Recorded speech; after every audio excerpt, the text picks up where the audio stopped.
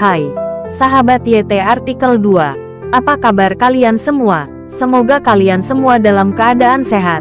Amin. Sebelum melanjutkan ke ceritanya, jangan lupa tinggalkan like, komen, dan subscribe. Karena dengan like dan komentar kalian, yang semakin membuat admin semangat mengupload lanjutan ceritanya.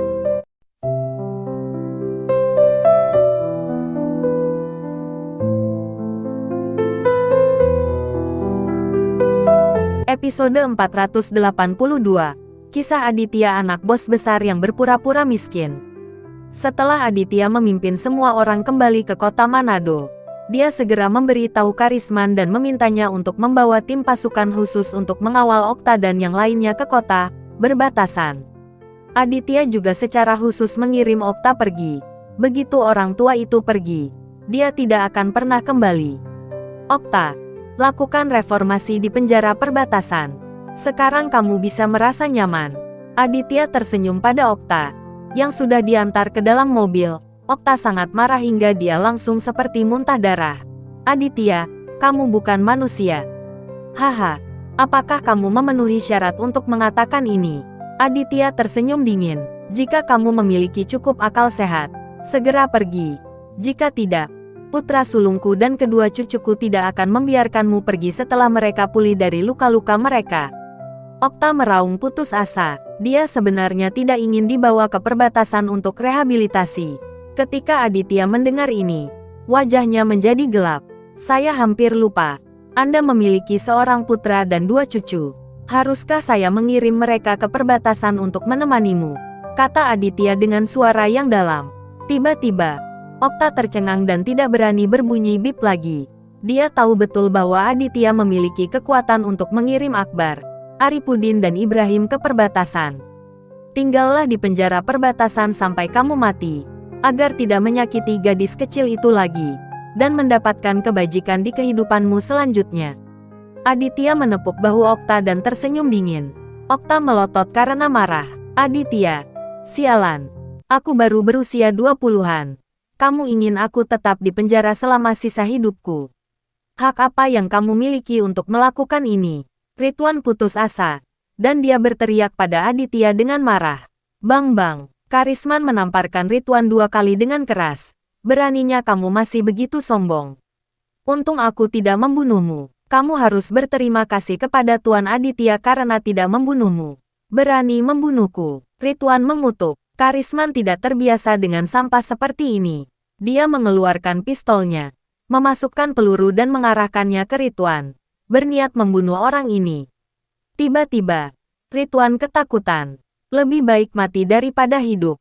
Meski tinggal di penjara rahasia perbatasan seumur hidup setara dengan hukuman seumur hidup, setidaknya Anda masih hidup dan ada harapan untuk segalanya. Tapi jika dia mati, semuanya akan berakhir. Jangan bunuh aku. Jangan bunuh aku. Tuan Aditya, tolong katakan sesuatu. Tolong jangan biarkan dia menembakku.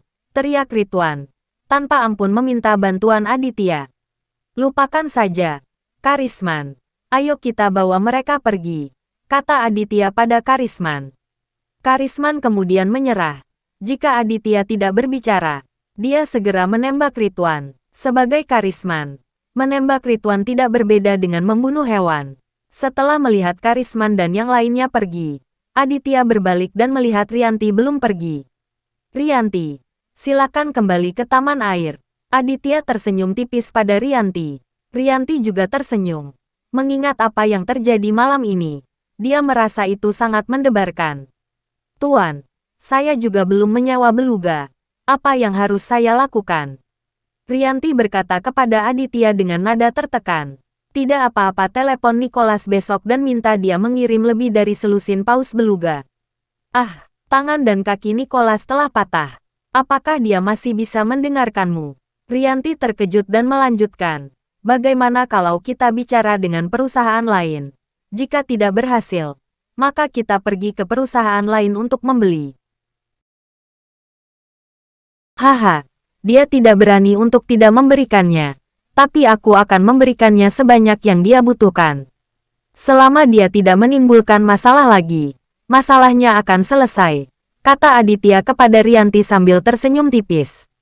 Ya, saya mengerti. Tuan Muda. Rianti mengangguk penuh semangat. Dia masih mempercayai kata-kata Aditya. Aditya mengantar Rianti kembali ke taman air, dan kemudian pulang sendirian. Saat itu sudah tengah malam, dan ketika Aditya tiba di rumah, Farah sudah tidur. Aditya tidak membangunkannya, dan gerakannya sangat lembut. Dia juga berbaring dan tidur. Siang hari berikutnya, Aditya meninggalkan rumah dan langsung pergi ke taman air. Dia ingin melihat apakah Rianti telah mencapai kesepakatan dengan Nicholas. Bagaimanapun, selusin paus beluga ini masih sangat penting bagi taman air. Ketika tiba di taman air, dia melihat Rianti sedang berbicara dengan seorang wanita cantik. Meskipun punggung wanita itu menghadap Aditya, Aditya masih mengenalinya secara sekilas. "Tuan, Anda di sini." Rianti sedang mengobrol dengan Selena ketika dia tiba-tiba melihat Aditya. Dia dengan cepat menyapa. Selena juga segera berbalik dan melihat sekilas Aditya. Yang mengejutkan Aditya, tidak ada permusuhan di mata Selena. Sebaliknya, wajah gadis itu dipenuhi kasih sayang. Belum lagi terlalu menggoda. Apa yang sedang terjadi? Aditya sedikit bingung. Menurut akal sehat, dia mematahkan semua anggota tubuh ayah Selena tadi malam. Setelah mematahkan semua anggota tubuh pacarnya alias Mustafa, dia seharusnya sangat membenci dirinya sendiri, bukan? Namun tak disangka, Selena tersenyum menawan padanya. "Tuan Aditya, senang bertemu dengan Anda. Saya telah membawa selusin paus beluga yang Anda inginkan dengan kendaraan pengangkut khusus untuk mengantarkannya kepada Anda." Selena berkata kepada Aditya sambil tersenyum. Suaranya bahkan lebih merdu. Aditya tidak bisa berkata-kata, menarik Selena ke samping dan berkata kepadanya, "Selena, kamu tidak demam, kan?" Selena terkejut. "Tuan Aditya, apa maksudmu dengan ini? Ayah dan pacarmu. Tapi kamu dipukuli habis-habisan olehku. Tapi kamu tidak membenciku sama sekali." Aditya bertanya pada Selena, terkikik. "Tuan Aditya, bukan saja saya tidak membenci Anda. Sebaliknya, saya ingin berteman dengan Anda." Selena terkekeh. Aditya bahkan lebih pusing. Dia memandang Selena, bertanya-tanya apakah gadis ini ingin memainkan trik lain. Tapi kelihatannya tidak seperti itu. Dan Aditya benar-benar tidak bisa memahaminya.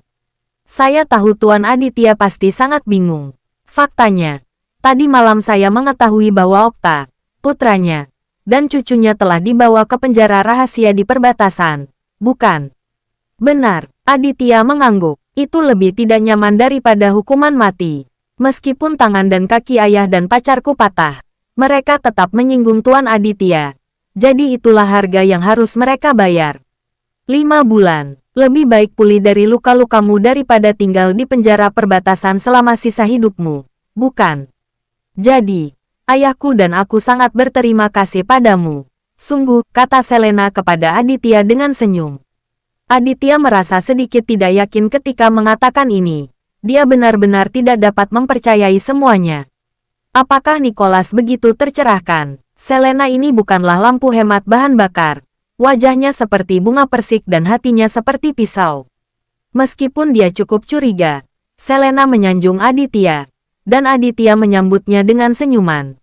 "Yah, karena kamu dan ayahmu bisa berpikir begitu. Itu yang terbaik. Saya harap kamu menerima pelajaran ini," kata Aditya dengan tenang. "Haha, jangan khawatir, Tuan Aditya. Ngomong-ngomong, Tuan Aditya, ada sesuatu di hati saya yang ingin saya sampaikan kepada Anda." Selena terkikik dan kemudian menarik Aditya ke sudut untuk berbicara. Bersambung.